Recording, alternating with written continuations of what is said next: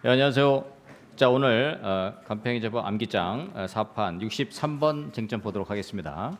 자, 행정심판에서 이제 시험에 이제 주로 나오는 것은 이 사건 번호 2008도 19987, 2008도 19987. 그래서 우리 개별공시과 관련된 판례죠. 그래서 이의 신청하고 그다음에 행정심판 이거 둘 다 제기할 수 있느냐? 둘 다 제기할 수 있다. 그래서 이의 신청하고 행정심판 다 제기할 수 있고 그다음에 이의 신청 제기한 다음에 행정심판 이의 신청 결과를 통지받은 날로부터 90일 내에 행정심판 제기하고 행정심판 제기해서 정보를 받은 날로부터 90일 내에 다시 행정소송 제기할 수 있다라고 하는 이 판례가 이제 시험에 주로 이제 자주 나오는 판례 내용이 되겠고요. 자, 행정심판의 청구 요건, 그다음에 청구 방식. 시험에 이제 63번부터 여기 쭉 있는 68번까지는 시험에 잘 안 나오는 내용입니다. 그러나 여러분 이제 행정심판 이왕 이제 공부했으니까 이번 참에 한번 주요 쟁점이 어떤 것들이 있는지 그런 내용이 어떤 거 있는지 한번 살펴보시면 도움이 되실 겁니다. 자, 청구인 적격. 말 그대로 행정심판에 청구인이 될 수 있는 자격이 있는 자. 그래서 우리가 이제 행정소송에서는 여기 행정소송에서는 여기 원고 적격이라는 표현을 씁니다. 자, 이거 잘 기억해 두시겠죠? 자, 12조 행정소송법 제 12조 이걸 다른 말로 법률상 이익이 있는 자 이렇게 보시면 되겠습니다. 자, 그래서 이 부분이 이제 청구인 적격에 대응하는 소송에서의 원고 적격, 이거 기억해 두시면 되겠고요. 그다음에 이제 행정심판은 위법뿐만 아니라 이제 부당 관련된 내용이 들어가 있어요. 그래서 요 관련돼서 이게 과오냐, 비과오냐 이런 학설이 있는데 기본적으로 이 법에 이제 과오는 볼 수 없다. 비과오설이다. 부당한 행위에 대한 침해는 적법한 침해도 있을 수 있고 위법한 침해도 있고 그렇죠? 그래서 부당한 침해도 있을 수 있는 측면에서 보면은 입법상의 과오로 볼 수는 없다 이렇게 보시면 되겠습니다. 부당한 침해라는 게 있을 수 있기 때문에 청구인 적격에서 소송은 위법만 할 수가 있는데 그렇죠? 이 심판은 이제 부당도 들어간 부분 이거 체크해 보시면 되겠고요. 자, 피청구인 적격. 이거 이제 우리 소송에서는 다른 말로 피고 적격 이런 표현을 합니다. 그렇죠? 그래서 뭐 피청구인 적격 뭐 요거 관련돼서는 뭐 특별히 설명드릴 건 없고요. 결국은 이제 행정청이 행정심판에 있어서 심판 청구의 상대방인 당사자를 말하는 거죠. 주로 이제 행정청이 되겠고요. 그래서 소송에서는 이 피고 적격이 된다. 그렇죠? 그다음에 이제 대상 적격으로서 보면 두 가지죠. 처분 그다음에 부작위. 그래서 행정심판법에도 처분의 개념이 있고 행정소송법에도 처분의 개념이 있는데 자, 처분 등이라 하면 행정청이 하는 구체적 사실에 관한 법 집행 행위로서 공권력의 행사 및 그 거부, 이에 준한 행정자격 및 행정심판의 재개를 말한다. 그렇죠? 자, 그다음에 이제 부작위 개념이 있죠. 자, 부작위라 하면 행정청이 당사 신청에 대하여 상당한 기간 내 그렇죠? 일정한 처분할 법률상 의무가 있음에도 불구하고 이를 하지 아니하는 것을 말한다. 이게 부작위라고 할 수 있겠습니다. 그래서 대상 적격으로는 요거 두 개 이렇게 되겠고요. 그래서 처분에 대해서는 취소 심판, 그다음에 무효동의하기 심판, 부작위에 대해서는 의무행 심판 이렇게 되는 겁니다. 그렇죠? 이렇게 기억해 두시면 되겠고요. 그다음에 이제 청구 기간 이거를 우리가 소송에서는 대응하는 게 제소기간이죠. 제소기간. 그렇죠? 이거를 심판에서는 청구기간이라고 한다. 안날로부터 90일, 있은 날로부터 180일. 그 예외에 관련된 내용이 있는데요. 90일, 180일에 예외에 관련된 내용 한번 읽어보시면 되겠고요. 자, 심판 청구의 방식에 관련돼서는 서면으로 한다. 이렇게 보시면 되겠고, 자, 제출은 우리가 관할 행정심판위원회에서 제출하면 되겠고요. 최근에 이제 전자행정심판이 아주 잘 발달되어 있습니다. 여러분들도 억울한 일이 있다. 부당한 일이 있다 이렇게 하면은 바로 그 여러분 공인인증서만 있으면은 바로 행정심판위원회에 들어가서 바로 행정심판을 제기할 수 있도록 아주 시스템이 굉장히 잘 되어 있다 그런 것들 살펴보시면 되겠습니다. 자, 그다음에 이제 행정심판의 심리 관련된 내용인데요. 지금 여기 나와 있는 것들은 전부 C급이고요. 우리 시험하고는 좀 잘 안 나오는 그런 내용이 되겠습니다. 자, 이거를 우리가 소송에서는 요건 마찬가지 요건 심리 관련된 거 이제 본안 심리, 본안 판단 그렇죠?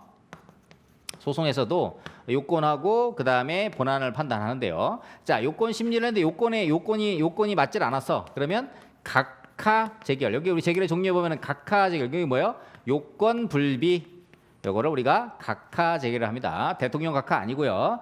요건을 불비했다 각하. 그렇죠? 이렇게 보시면 되겠습니다. 그다음에 이제 본안에 들어왔어요. 그렇죠? 본안 심리를 했는데 주장이 맞다. 그렇죠? 본안 심리를 했다. 그래서 이 행정심판에는 위법뿐만 아니라 플러스 부당도 되니까 여기서 청구인의 주장이 타당하다 하면은 맞다, 이유 있다, 인용, 그쵸? 인용 재결 아니다, 요거는 맞지 않다 하면 기각 재결 이렇게 할 수가 있겠고요. 그 다음에 사정 재결도 할 수 있습니다. 사정 재결.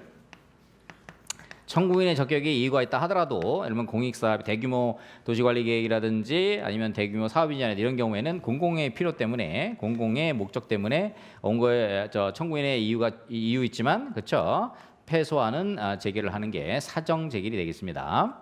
자, 이것도 한번 개념 정도 알아두시면 되겠고, 그 다음에 이제 불구분류 원칙, 그 다음에 이게 다 한자예요. 그래서 불이익 변경 금지 원칙, 한자 용어인데요. 청구된 거 이외에는 이거를 판단할 수 없고요. 그 다음에 불이익 변경 금지 원칙, 원처분보다 불이익한 처분이 안 나온다. 그래서 우리가 수용 재결하고 실제로 이제 우리 이의 재결 관련해서 평가를 하잖아요. 근데 금액이 더 낮게 되는 케이스가 있을 수 있죠. 그렇죠? 수용 재결 보상 금액보다 이의 재결 보상 금액이 낮을 수가 있겠잖아요. 그렇죠?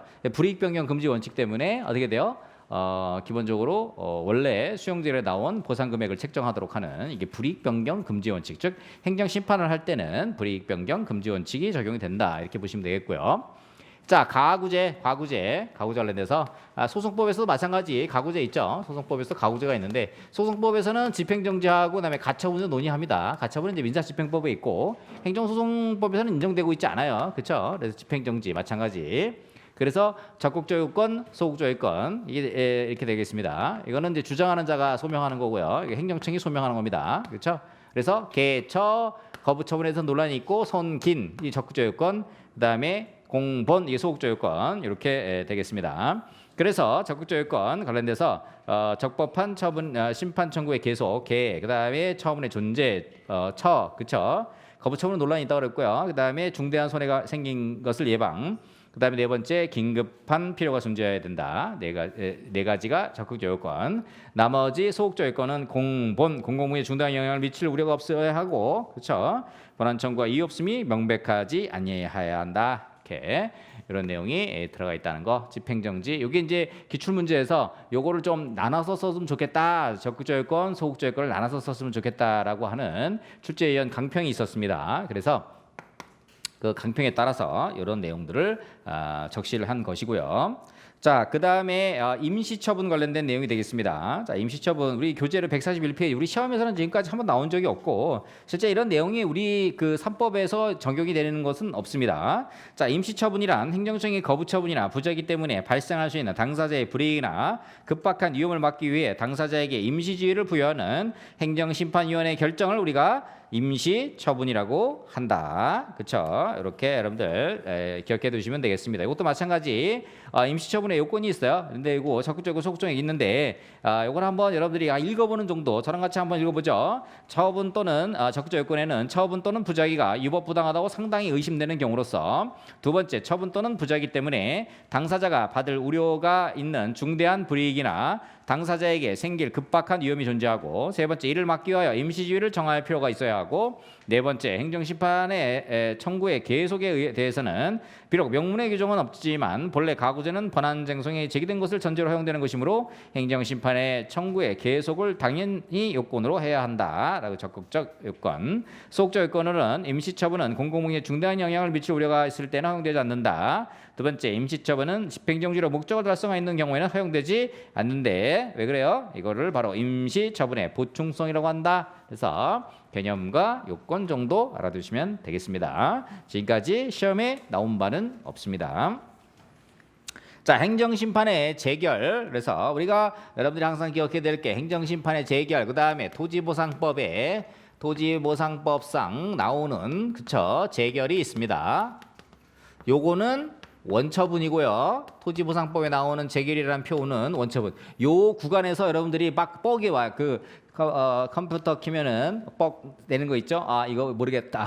이거 포기해야 되나? 이런 생각이 드는데 용어가 비슷하다 보니까 토지보상법상의 재결 여기는 앞에 수용재결이라는 말이 생략이 돼 있는데 재결이 나오면 이거 행정심판법 공부한 사람들은 다 행정심판으로 생각을 하는데 우리가 보통 재결하면 토지보상법의 재결을 생각하시면 되겠습니다. 제가 별도로 강의를 하면서 행정심판법상의 재결이라고 하면 행정심판법의 재결이라는 말을 달고 말씀을 드릴 거예요. 그렇죠? 이건 뭐예요? 원처분에 대해서 억울하다. 위법 부당하다라고 해서 행심을 제기했고 행심의 결과가 나온 것을 행정심판법상의 재결이라는 표현을 쓴다. 그렇죠? 그래서 요 재결과 토지보상법의 재결은 같다, 다르다? 다르다. 요거는 원처분, 요거는 행정심판의 재결을 말한다. 그렇죠? 그렇게 일단 용어부터 정확하게 여러분들이 기억을 해 두시면 좋을 것 같습니다.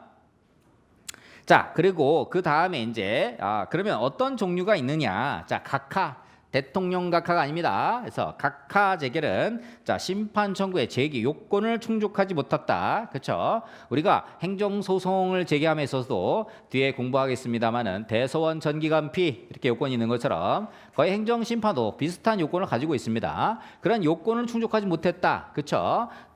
청구인 적격에 있어서 법률상 이익이 없는 자, 그렇죠? 또는 처분 또는 부작위를 가지고 행정 심판을 제기해야 되는데 이상을 가지고 제기했다. 그러면 요건에 해당되지 않는다. 그러면 각하 제기를 한다는 거예요. 요건 불비, 이거 기억해 두시고요. 그다음에 기각 제결, 여기서는 다 용어들만 여러분이 기억을 해두시면 되겠습니다. 결국은 법학은 개념학이기 때문에 개념만 일단 먼저 알아두고 지금 이제 암기장 파트에서는 개념 정도만 알아두시고 이걸 가지고 무슨 연구해가지고 이걸로 시험 본다 이렇게 생각하시면 안 돼요. 이거는 그냥 오다 가다 화장실에서 버스에서 그렇죠 밥 먹으면서 그렇죠 쉬는 시간에 한번 이렇게 리마인드 스타일로 공부를 하는 거지 실제 부교재하고 본교재로 공부를 해야 되겠습니다. 실제로 공부를 할 때는 개념만 이해해 두는 걸로 암기장으로 활용하시면 좋을 것 같고 다만 이제 보상복교 암기장 4판은 그거가 이제 거의 서브노트 비슷하게 만들어 놓은 거기 때문에 그거는 이제 이렇게 그 간편행정법 암기장처럼 가볍게 보는 정도는 아니고 그래 시험에 필요한 쟁점들은 다 넣어놨으니까 그거는 그렇게 참고를 하시면 되겠습니다. 자, 기각재결에 관련된 거에 있어서는 청구를 했는데 이유가 없다, 이유 없다, 기각재결. 그러니까 청구인이 어떻게 돼요? 이거는 진 거죠, 그렇죠? 이유 없다 이렇게 된 거고요.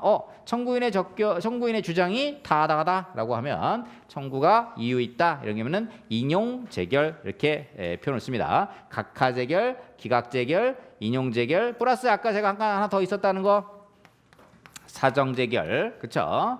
이것도 여러분들께서 기억을 해 두시면은 좋을 것 같습니다. 사정 재결까지 알아두세요. 144페이지 맨 밑에 보면 이유 있다고 인정되는 경우에도 어떻게 돼요? 공공복리에 크게 위배된다고 인정되면은 그 심판 청구를 기각하는 재결을 바로 사정 재결을 하고요. 무효동하기 심판에서는 인정되지 않는다. 이렇게 보고 있습니다.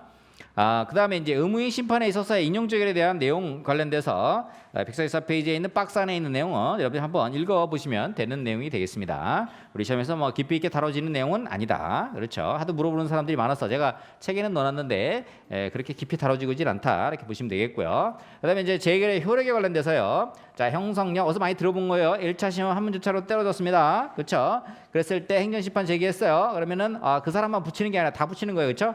그래서 재결의 형성력이란 재결의 내용에 따라 기존의 법률관계의 변동을 가져오는 효력을 바로 형성력이라고 한다. 그래서 이 내용 좀 기억해 두시면 되겠고요. 인용재결 중에 인용재결에 한해서 이렇게 인정이 되고 있는 부분이 있고요. 그 다음에 기속력이라서 많이 들어봤죠. 우리 판결에도 기속력이 있는데 행정심판의 재결에도 기속력의 내용이 있다. 이렇게 있습니다. 그래서 기속력의 내용, 행정청 및 관계행정청을 구속하는 힘인데요. 그 구체적인 내용으로 보면 반, 원, 재 세 가지 내용이 되겠습니다. 반복 금지 의무, 그렇죠?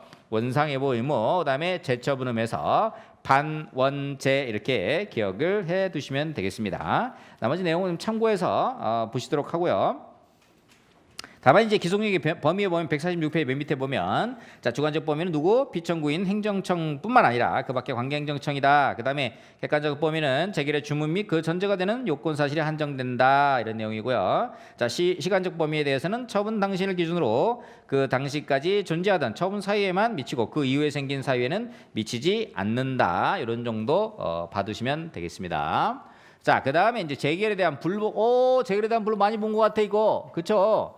우리 토지보상법에서 재결에 대한 불복 이렇게 보죠. 자 이거하고 여러분들이 헷갈리면 안 된다. 그렇죠? 토지보상법상의 재결 불복하고요. 재결에 불복하고요. 여기에 그냥 행정 심판법상의 재결에 대한 불복은 다른 거다. 그쵸? 이렇게 여러분들 기억을 해주시면 되겠습니다. 자, 요거는 토지보상법의 재결에 대한 불복은 원처분에 대해서 이의신청, 특별법 행정심판, 그 다음에 행정소송, 그래서 취소소송하고 그 다음에 보증소 있고 그 다음에 판례로 인정되는 무효동의소송 그렇게 돼 있죠.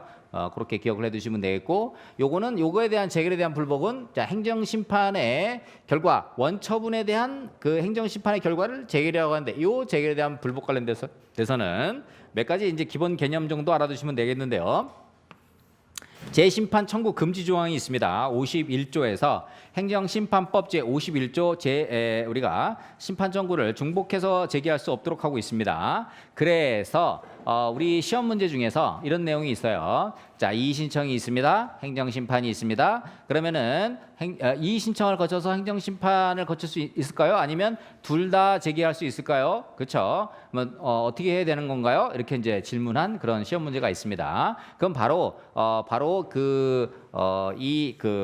행정심판에 관련돼서는 중복해서 제기할 수 없기 때문에 이게 동일한 이의 신청이 행정심판의 성격이 있다 그러면은 행정심판을 제기할 수 없도록 하는 거죠. 그래서 토지보상법의 이의 신청은 특별법 행정심판이기 때문에 중복해서 행정심판을 제기할 수 없도록 하는 거고, 그 다음에 표공개공 이의 신청, 과징금에 대한 이의 신청은 강학상 이의 신청이기 때문에 그거 제기한 다음에 이의 신청 제기한 다음에 다시 행정심판 제기할 수 있다 이렇게 보시면 되겠습니다. 그 다음에 행정심판 재결에 대한 행정소송에 대해서는 우리가 원처분주의를 채택하고 있죠. 그래서 원처분에 대해 소를 제기하고 재결에 대해서는 고의한 하자가 있는 경우에 재를 이해할 수 있다. 그래서 만약에 우리 토지보상법 기준에 하면 이의재결에 고의한 하자가 있는 경우에 한해서 행정심판의 대상으로 삼을 수 있다. 이렇게 여러분들 기억을 해 두시면 되겠습니다. 자, 그 다음에 그 148페이지에 있는 행정심판의 직접 처분과 간접강제, 이거는 개념만 알아두시기 바랍니다. 그래서 148페이지에서 행정심판위에 처분 명령 제기에도 불구하고 피청구인이 처분을 하지 아니할 때는 청구인은 위원회에 직접 처분을 신청할 수 있다 이렇게 되어 있습니다. 그래서 청구인의 신청을 받은 위원회는 피청구인에게 일정한 기간을 정하여 서면으로 시정명령을 내리고 피청구인 이외의 행정청이죠. 기간 내에 이행하지 않은 경우 직접 해당 처분을 할 수 있다. 이것도 요건이 있는데 참고하시면 되겠고요. 자, 그 다음에 행정심판의 간접강제가 있습니다. 위원회 간접강제. 우리 시험엔 거의 나온 바가 없고요. 행정심판위원회 거부 처분 취소 재결이나 처분 명령 재결에도 불구하고 피청구인이 처분하지 아니한 때에는 청구인은 위원회에 간접강제를 신청할 수 있다. 그래서 청구인의 신청을 받은 위원회는 결정으로 상당한 기간을 정하고 피청구인이 그 기간 내에 이행하지 아니한 경우에는 그 지연 기간에 따라 일정한 배상을 하도록 명하거나 즉시 배상을 할 것을 명할 수 있다. 그래서 즉시 어떻게 보면 배상 명령할 수 있거나 즉시 배상할 수 있도록 하는 이런 점에서 간접강제가 상당히 유용한 그런 제도가 있다는 정도. 행정심판법엔 간접강제, 직접처분 이런 내용이 있구나 이렇게 보시면 되겠고요. 자, 고지제도 150페이지에는 이것도 C급입니다. 개념하고 내용만 좀 알아두시면 되겠어요. 행정심판의 고지제도란 행정청이 처분을 할 때 상대방 등의 그 처분에 대하여 행정심판을 제기할 수 있는지 여부, 행정심판 청구 절차 및 심판 청구 기간을 미리 알려주도록 의무 지우는 제도. 미리 알려줘야 행정심판도 할 수 있고 모두 할 수 있잖아요. 그렇죠? 그래서 이러한 고지를 할 수가 있다. 그래서 처분 상대방에 고지하도록 하는 것이 우리가 신청에 의한 고지, 그다음에 청구에 의한 고지랑 그다음에 직권 고지가 있습니다. 그래서 고지에서는 이제 핵심이 뭐냐면은 알리지 않은 불고지, 잘못 알린 오고지, 그렇죠? 알리지 않았다 그러면 최대 우리가 180일 내에 안 날로부터 어떻게 돼요? 안 날로부터 90일, 있은 날로부터 180일이니까 알리지 않았으면 이제 최대한 180일 내에 할 수가 있겠고요. 그다음에 오고지, 잘못된 고지를 했다 그러면 잘못된 그 고지 기간 동안에 제기를 하면 된다. 그런 내용들 알아두시면 되겠습니다. 자, 다음 시간에 이제 행정소송에 종료하고요. 자, 이번 시간에 보상복귀 암기장은 여기까지 하도록 하겠습니다.